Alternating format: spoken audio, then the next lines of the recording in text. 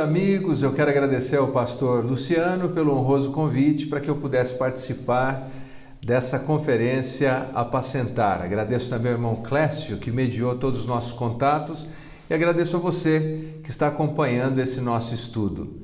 O meu tema é a bênção dos relacionamentos familiares. Não resta a menor dúvida de que a Bíblia é muito clara quanto ao valor de pertencermos a um grupo de pessoas que chamamos de família. Etimologia de família significa aqueles que servem na mesma casa. Isso nos deveria dizer bastante coisa. O que é interessante, é claro, que quando nós pensamos em família, nós vivemos com uma experiência de pêndulo. Como disse o escritor Jim Butcher, nossa situação é essa aqui. Não há nada que o torne mais louco do que a família, ou mais feliz, ou mais desesperado, ou mais seguro. O que isso quer dizer é que um dia nós nos sentimos tão felizes por fazermos parte de uma família e no outro dia nós nos sentimos tão confusos por fazermos parte de uma família. No ambiente da família experimentamos alegria, tristeza, cura, adoecimento, ferimos, somos feridos e ajudamos aqueles que estão à nossa volta. Já se viu assim? Já se olhou um dia no espelho pensando, meu Deus, que loucura eu fiz? Eu me recordo há alguns anos, quando fui fazer o casamento de um homem que já tinha mais ou menos ali uns 45 anos de idade e estava ingressando no casamento e nos bastidores ali ele olhou para mim e disse, Leandro, eu não sei o que é que eu estou fazendo aqui. Ele estava apavorado, mas casou-se, viveu um casamento abençoado, graças a Deus. Mas você já se viu assim nessa tensão de um dia em que os seus filhos te dão muita alegria e nos outros eles te assustam demais? É mais ou menos quando o marido diz assim para a esposa, olha, vai falar com a diretora porque o seu filho aprontou alguma coisa na escola. E depois, quando há um elogio, o pai todo orgulhoso diz assim, não, eu vou lá na escola ver a nota do meu filho porque ele saiu muito bem. É o pêndulo. Um dia nós temos essa alegria de viver em família e outro dia nós temos tamanha dificuldade. Por que as coisas são assim? Veja, quando nós consideramos os desafios da família, uma coisa que devemos levar em consideração é que não poucos momentos nós estamos lidando com os efeitos, ao invés de lidarmos com a causa. Apesar da Bíblia sempre enfatizar o valor de não viver só, Gênesis, não é bom que o homem esteja só, e todas as descrições, como por exemplo em Eclesiastes e outros textos, que enfatizam que a solidão nunca é boa em si mesma. Apesar de tudo isso, nós nos deparamos com esses desafios e ficamos lidando ali com o efeito. Por exemplo, a esposa quer convencer o marido que ele tem que fechar a pasta de dente direito, ou que ele não deve deixar pelos no sabonete, ou que ela deve preparar a refeição dele na hora que ele chega. E todas essas coisas que são, na verdade, efeitos de um problema muito maior. O problema que nós vivemos e não desfrutamos de uma família abençoada não é um problema social, não é um problema apenas de comportamento, não é algo que nós consertaremos apenas com uma espécie de behaviorismo cristão, de uma mudança de comportamento em que pese o valor e a importância dos ajustes de comportamento. Mas tudo isso é o efeito. Agora mesmo, durante esse período de quarentena, nós passamos uma experiência muito difícil. Um amigo teve o seu pai adoecido e levou o pai em vários especialistas, mas ninguém conseguiu identificar a causa do problema. E porque não identificaram a causa, não puderam tratar adequadamente do pai dele, que infelizmente veio a falecer. Identificar a causa é extremamente importante. E o que a Bíblia diz sobre a nossa causa, sobre a nossa origem? Bem, a nossa história começa evidentemente no começo, no livro do Gênesis, no Bereshit, a palavra hebraica é na cabeça de todas as coisas. Assim como um rio que tem a sua nascente, a cabeça do rio, onde tudo começa, no livro do Gênesis nós temos a história onde tudo começa e a palavra de Deus diz assim. Mas a serpente, mais sagaz que todos os animais selváticos que o Senhor Deus tinha feito, disse à mulher, é assim que Deus disse, não comereis de toda a árvore do jardim? Respondeu-lhe a mulher, do fruto das árvores do jardim podemos comer, mas do fruto da árvore que está no meio do jardim, disse Deus, dele não comereis, nem tocareis nele, para que não morrais. Então a serpente disse à mulher, é certo que não morrereis. Porque Deus sabe que no dia em que dele comerdes se vos abrirão os olhos e como Deus sereis conhecedores do bem e do mal. Vendo a mulher que a árvore era boa para se comer, agradável aos olhos e árvore desejável para dar entendimento, tomou-lhe do fruto e comeu, e deu também ao marido, e ele comeu. Abriram-se então os olhos de ambos e, percebendo que estavam nus, coseram folhas de figueira e fizeram cintas para si. Quando ouviram a voz do Senhor Deus, que andava no jardim pela viração do dia, esconderam-se da presença do Senhor Deus, o homem e sua mulher, por entre as árvores do jardim. E chamou o Senhor Deus ao homem e lhe perguntou: Onde estás? Ele respondeu: Ouvi a tua voz no jardim, e porque estava nu tive medo e me escondi. Perguntou-lhe Deus: Quem te fez saber que estavas nu? Comestes da árvore que te ordenei que não comesses? Então disse o homem: A mulher que me deste por esposa, ela me deu da árvore e eu comi. Disse o Senhor Deus à mulher: Que é isso que fizeste? Respondeu a mulher: A serpente me enganou e eu comi. Então o Senhor Deus disse à serpente: Visto que isso fizeste, maldita és entre todos os animais domésticos, e o és entre todos os animais selváticos. Rastejarás sobre o teu ventre e comerás pó todos os dias da tua vida. Porém, inimizade entre ti e a mulher, entre a tua descendência e o seu descendente. Este te ferirá a cabeça e tu lhe ferirás o calcanhar. E a mulher disse: Multiplicarei sobremodo os sofrimentos da tua gravidez. Em meio de dores darás luz a filhos. E o teu desejo será para o teu marido, e ele te governará. E a Adão disse: Visto que atendeste à voz de tua mulher, e comeste da árvore que eu te ordenara não comesses, maldita é a terra por tua causa. Em fadigas obterás dela o sustento durante os dias da tua vida. Ela produzirá também cardos e abrolhos, e tu comerás a erva do campo. No suor do rosto comerás o teu pão, até que tornes a terra, pois dela foste formado. Porque tu és pó, e ao pó tornarás. E deu o homem o nome de Eva, sua mulher, por ser a mãe de todos os seres humanos. Fez o Senhor Deus vestimenta de peles para Adão e sua mulher, e os vestiu.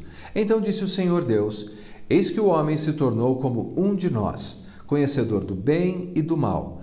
Assim que não estenda a mão e tome também da árvore da vida e coma e viva eternamente. O Senhor Deus, por isso, o lançou para fora do jardim do Éden, a fim de lavrar a terra de que fora tomado. E expulso o homem, colocou querubins ao oriente do jardim do Éden e o refulgir de uma espada que se revolvia, para guardar o caminho da árvore da vida. Bem, evidentemente, os problemas começam aí em Gênesis capítulo 3. O que nós percebemos é que até esse momento existia uma profunda comunhão relacional, homem e mulher, cada um com a sua modalidade, isso é, cada um com o seu papel, com as suas características, eles complementavam um ao outro e ajudavam um ao outro. Eles tinham comunhão com Deus e tinham comunhão entre eles.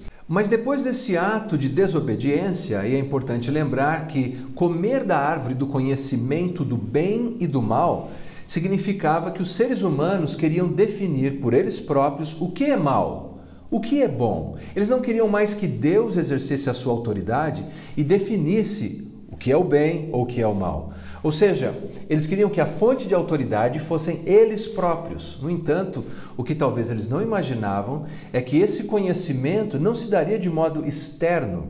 Eles não iriam apenas contemplar o conhecimento do bem e do mal, eles experimentariam esse conhecimento do bem e do mal dentro deles próprios.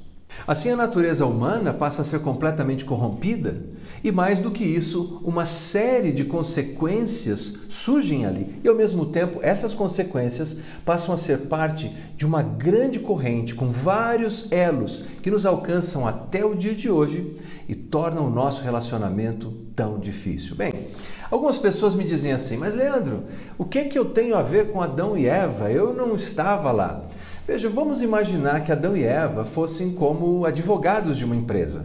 Quando você tem um advogado, ele vai diante de um juiz representando uma empresa, e se esse advogado perde a causa, todos nós perdemos a causa. E foi isso que aconteceu. Os nossos primeiros representantes, eles perderam a causa. E por conta disso, nós todos sofremos as consequências. Veja algumas consequências que surgem ali. A primeira é que eles eram inocentes e agora são culpados, carregam dentro de si essa culpa. Segundo, que eles viviam em comunhão com Deus e um com o outro, e agora há um afastamento, uma repulsa. Isso é vívido na narrativa de Gênesis, porque o homem se esconde e Deus pergunta: onde você está? É claro que isso não quer dizer que Deus não sabia onde ele estivesse. Quando eu brinco com os meus filhos, especialmente quando eles eram pequenos e brincávamos de esconde-esconde, eles podiam se esconder atrás de uma cortina, eu estou vendo o pé deles, mas eu dizia: onde você está? A pergunta de Deus é uma pergunta que mostrava para Adão e Eva que havia entre eles agora uma separação. Mas mais do que isso, quando Deus confronta o primeiro casal com o seu pecado, eles fazem o que se chama de blame shift, de transferência de culpa, e passam a acusar um ao outro. O que temos ali? Uma ruptura. Aquilo que era comunal agora está partido. Aquele casal que estava próximo agora está distanciado. E evidentemente questões psicológicas negativas se desencadeiam ali porque eles têm vergonha. Eles coseram para eles próprios roupas com folhas de figueira, e se você olhar o texto, eles cobriram principalmente quais partes? As partes que os marcavam como homem e mulher, aquilo que os fazia complementares. E dos lábios santos do Deus que havia avaliado a sua criação o tempo todo, dito assim: é bom, a criação é boa, e depois que cria o homem, eles é muito boa. E agora Deus olha para aquele casal, e especificamente Adão, e Deus diz: maldita é a terra por tua causa. É importante lembrar que não é Deus que simplesmente lança uma maldição caprichosa sobre a terra, mas quer dizer que a escolha de viver distanciado e separado de Deus trouxe sobre a terra uma maldição. E agora, cardos, abrolhos, espinhos, o suor do rosto, o cansaço, a entropia, o envelhecimento, a doença e, finalmente, a morte. Tudo isso passa a fazer parte da experiência humana. Há quem diga que a guerra dos sexos começa exatamente ali, quando Deus diz à mulher: o teu desejo será para o teu marido e ele te dominará. A construção gramatical é a mesma que aparece quando Deus diz a Caim que o pecado estaria à sua porta, mas caberia a ele dominá-lo. A ideia é desejo, domínio, conflito. E não é de admirar que todos os estudiosos, todos aqueles que se debruçam sobre os relacionamentos familiares, percebem essa tensão que nós vivemos. Eu gosto muito dessa citação de Tolstói. Ele diz assim: todas as famílias felizes são iguais. Cada família infeliz é infeliz à sua maneira. E de fato existem tantas maneiras para as pessoas serem felizes num relacionamento familiar, que os estudiosos conseguem, por meio de aplicações de pesquisas longitudinais, isso é, de um longo espaço de tempo, identificar algumas áreas que produzem tantas frustrações e dores no relacionamento conjugal e familiar. Aqui alguns deles, pelo menos 5. Finanças, criação de filhos, vida sexual, família estendida, diferenças pessoais. Você já deve ter ouvido o ditado que se a necessidade entra pela porta, o amor sai pela janela. Ela é bem verdadeira. O maior número de dissolução conjugal se dá exatamente por isso.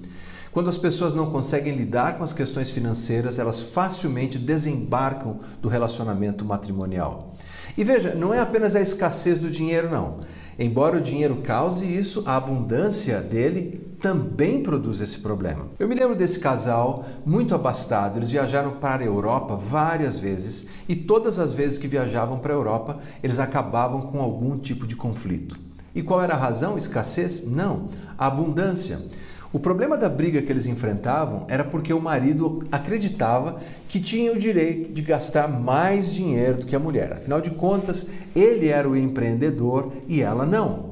Isso produzia brigas terríveis entre eles. Era uma questão de disputa na área de finanças. A criação de filhos produz também essa tensão porque os pais carregam o que nós chamamos de correntes psicoculturais, ou seja, o marido vem de um costume, uma tradição, a esposa vem de outro costume, outra tradição, e as crianças entre os pais começam com joguetes do tipo: eu vou pedir para o papai ou para a mamãe, e vai vendo quem que é mais soft, quem que é mais fácil ali para liberar aquilo que eles querem, e isso produz conflito.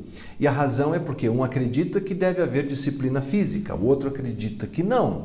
Um acredita que não há problema nenhum em jogar videogames por muitas horas. O outro acha que deve dosar o tempo. E essas disputas acabam desembocando, então, em conflitos no ambiente familiar. Uma das bênçãos que Deus deu para o casamento é a vida sexual. A Bíblia é um livro tão fantástico que dentro da sua coleção de livros inspirados nós temos um inteiro que fala sobre o relacionamento de um homem e uma mulher dentro do casamento, celebrando a sexualidade, que é Cantares de Salomão. Embora a sexualidade deveria ser uma grande bênção, depois da queda, com todas as diferenças hormonais entre homem e mulher, a diferença entre respostas de estímulos sexuais entre homem e mulher, aquilo que deveria ser uma fonte de grande alegria e prazer, passa a ser uma fonte de conflito. Um escritor disse certa vez que o homem, na parte sexual, é como se ele fosse uma lâmpada elétrica. Você aperta o interruptor e acende imediatamente. E a mulher é como o ferro elétrico. Você coloca na tomada e espera que a temperatura suba. E quando a temperatura finalmente chegou lá, ela demora para esfriar novamente. Então, de um lado, nós temos alguém que responde rapidamente a todos esses estímulos e alguém que responde de maneira mais dosada, mais longa, mais lenta. E que ao mesmo tempo demora muito mais tempo que o outro para ter a satisfação da sexualidade.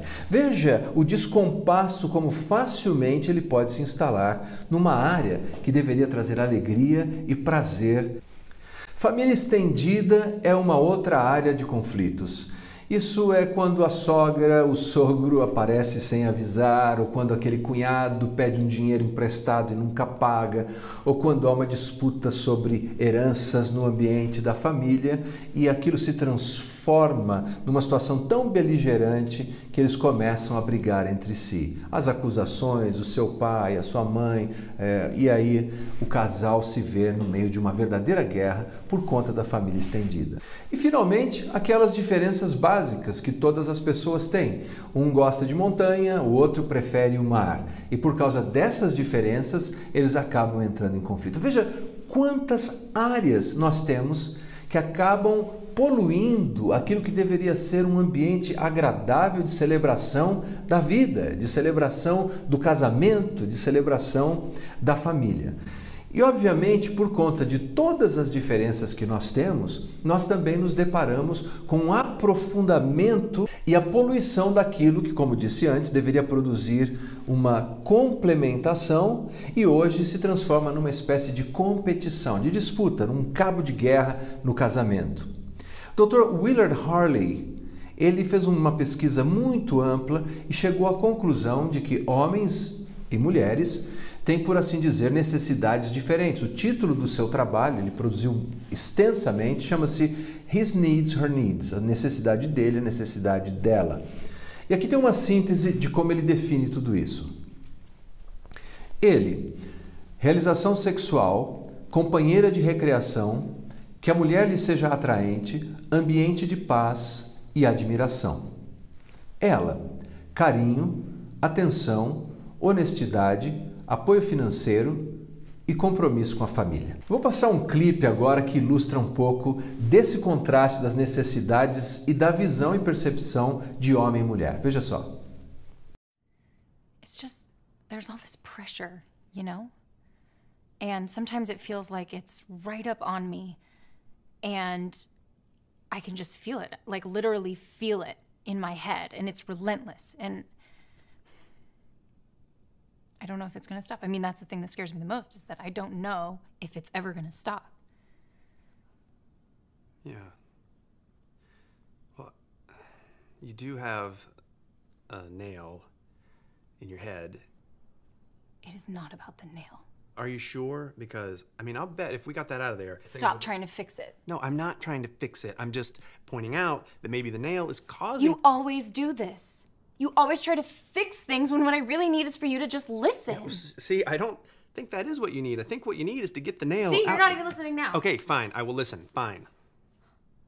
It's just... Sometimes it's like there's this achy... I don't know what it is. And I'm not sleeping very well at all. And all my sweaters are snagged. I mean, all of them. Yeah, that sounds really hard. It his. Thank you. Ow! Oh, come on. If you would just Don't. try to... Vamos considerar alguns desses itens apenas, dessas diferenças que existem no casamento, na relação conjugal. De um lado, ali está um homem que dentro do casamento entende e se sente o alfa, o homem, amado e admirado pela esposa por conta do envolvimento da intimidade sexual. A mulher, por outro lado, se sente amada, admirada, apreciada por carinho, por expressão de afeto. Basicamente seria o seguinte: o marido, então, vai fazer um cafuné na esposa, mexe no cabelo dela, mexe no pé e começa a pensar assim: opa, hoje tem aquilo que eu quero. Ele quer intimidade sexual. E a mulher, por outro lado, acha que tudo já se encerrou depois do cafuné no cabelo e da massagem no pé.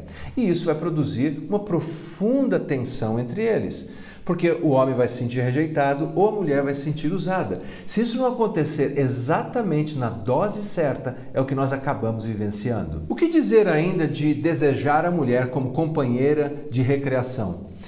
Eu me lembro desse casal que eu atendi. Eles eram um casal jovem e eles estavam num grande conflito. E a razão era porque, quando dava o horário de ir para a cama, o jovem marido ia para o videogame e ficava jogando videogame por meio da internet, comunicando-se com pessoas via rádio pelo mundo inteiro, e a esposa dormindo sozinha, muito frustrada. Como é que eles encontraram a solução para esse problema? Quando ela entendeu que a carência do marido é que ela fosse uma companheira da sua recreação.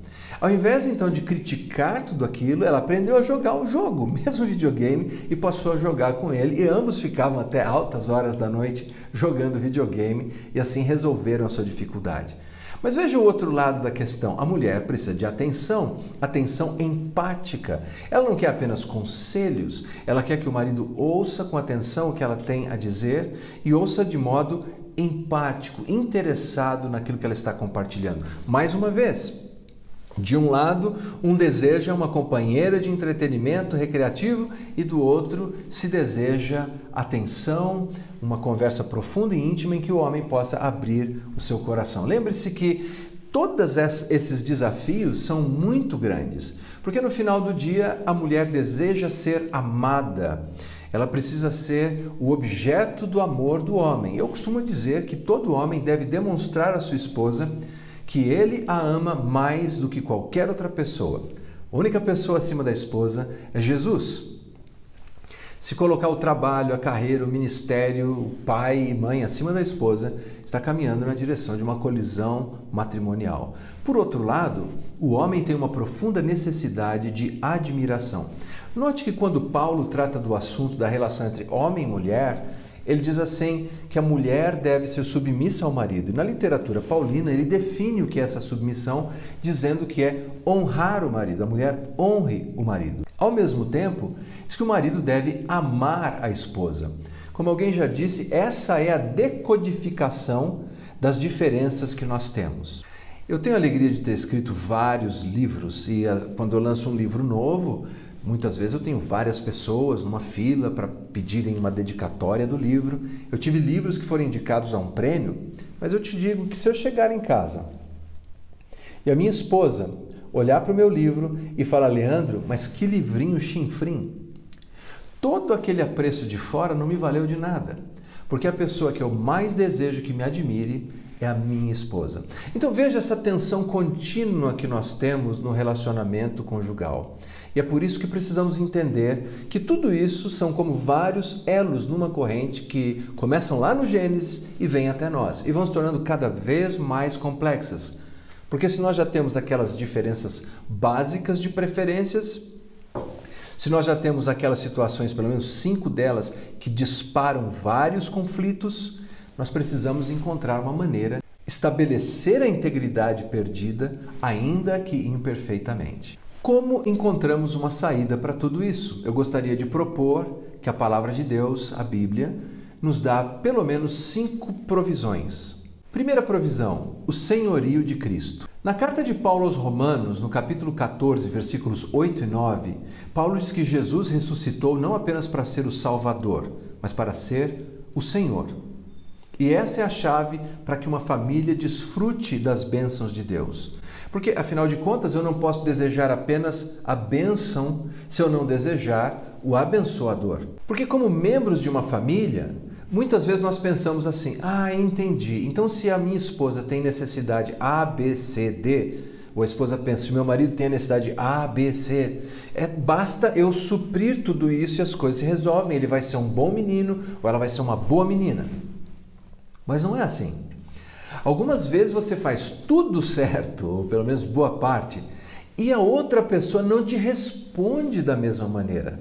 Você cumpre o seu papel e a outra pessoa não cumpre o dela. O que fazer nesse momento? Qual é a nossa grande motivação? Esse é o ponto. A nossa grande motivação não é a mudança do cônjuge. Nós não fazemos algumas coisas com o objetivo de manipular o outro. Nós devemos fazer a nossa parte da história, cumprir o nosso papel, porque buscamos a glória de Cristo.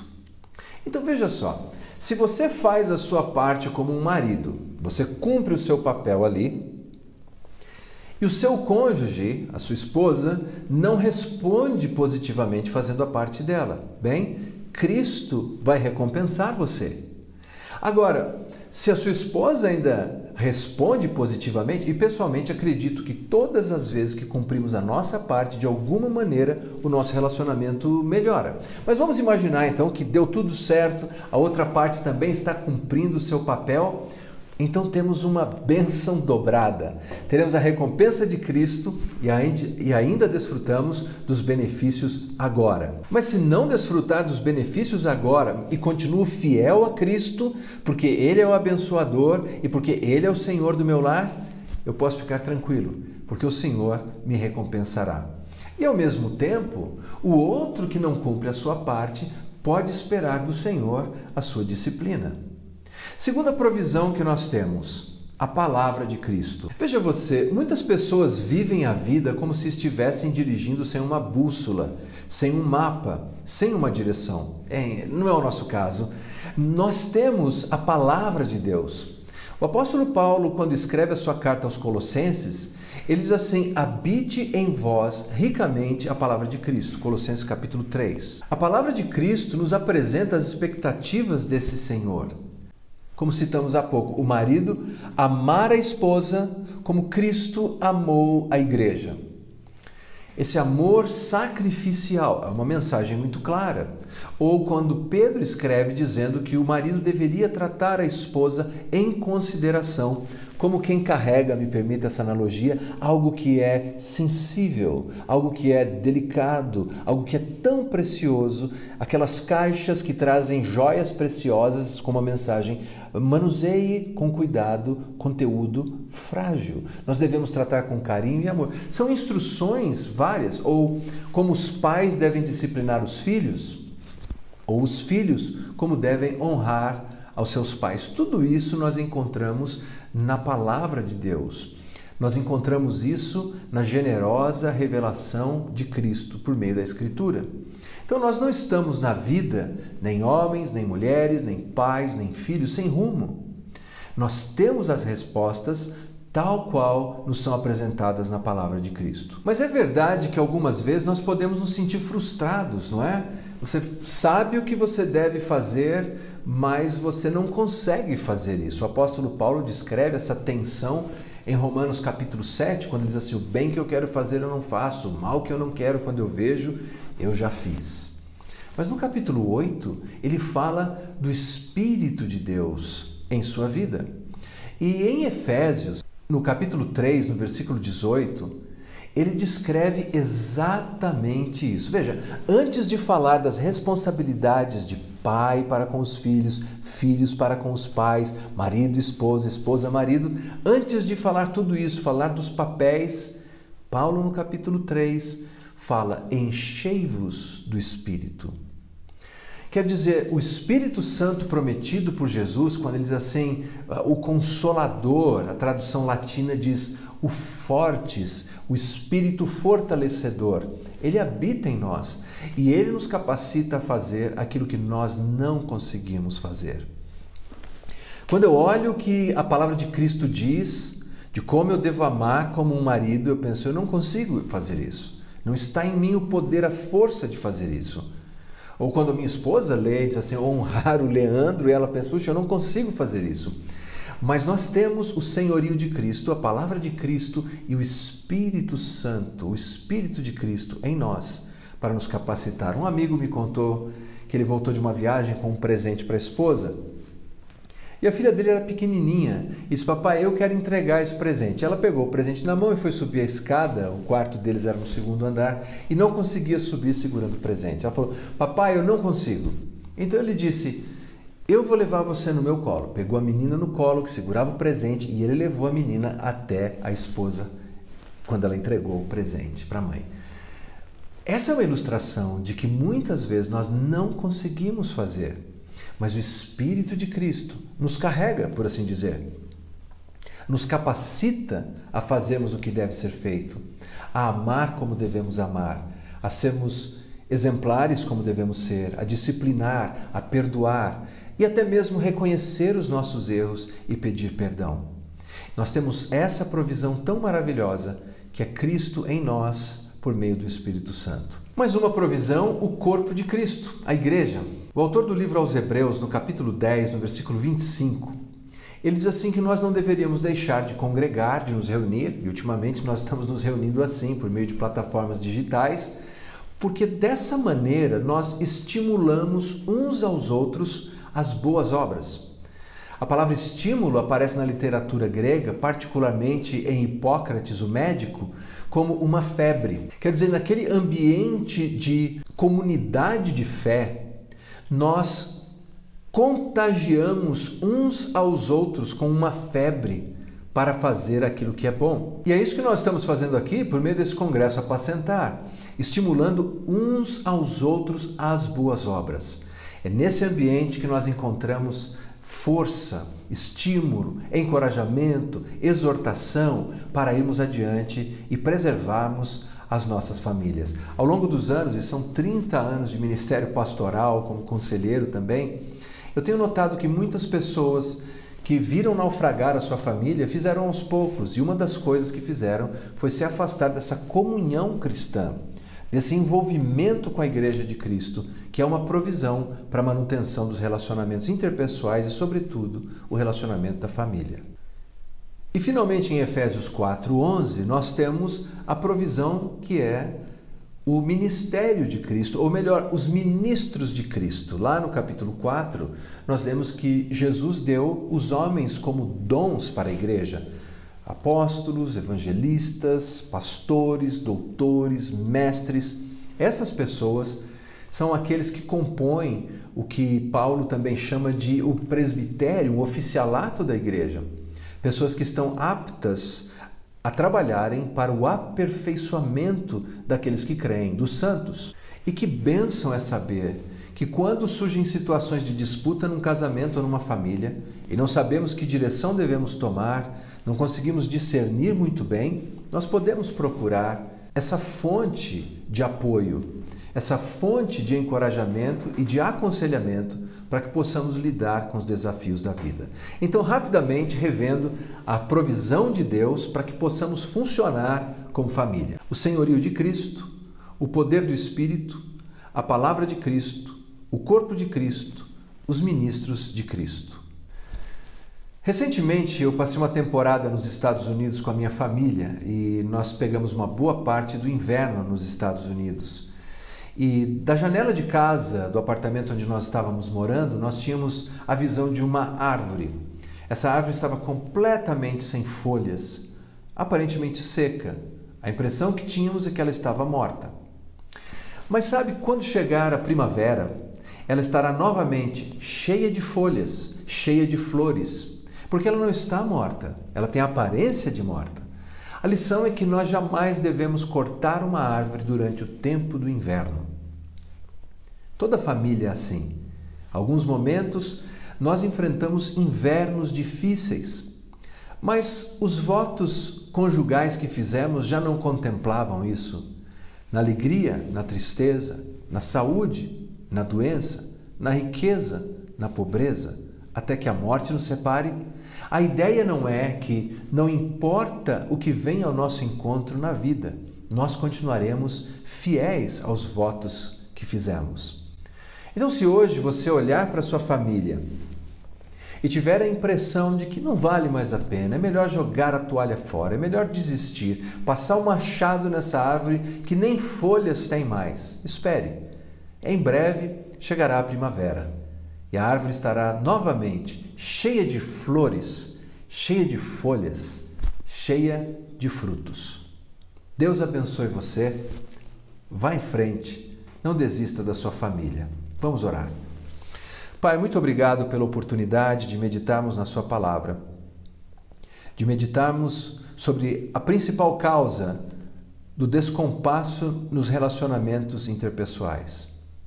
Obrigado porque, apesar de entendermos a causa e observarmos vários efeitos, nós sabemos que o Senhor tem nos dado uma provisão maravilhosa.